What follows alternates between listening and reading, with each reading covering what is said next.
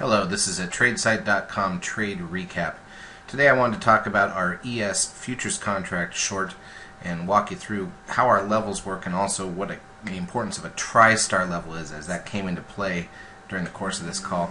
Here's a look at the ES at the beginning of Tuesday's session. This is Tuesday, October 9th, 2012, and this is about 40 minutes into the market. These are 5-minute bars.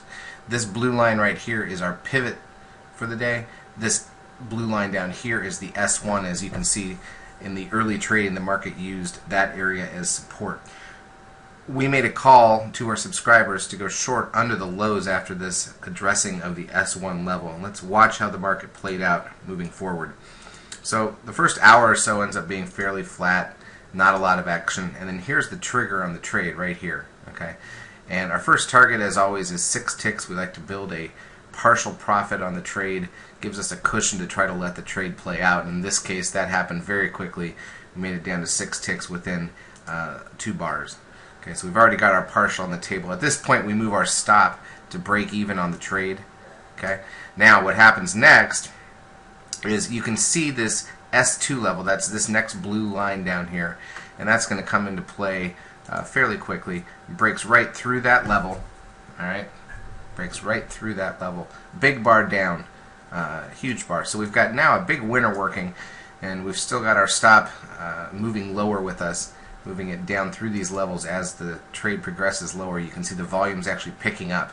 Okay, now you can see down here at the bottom of your screen, this blue line is the S3 level. So this is another piece of the pivot series that we follow, and this is going to be sort of our next target area on the trade. And as you watch, you get down right near that S3. Okay, it's a very important level. But look what's just below it, and that's the thing I wanted to focus on here.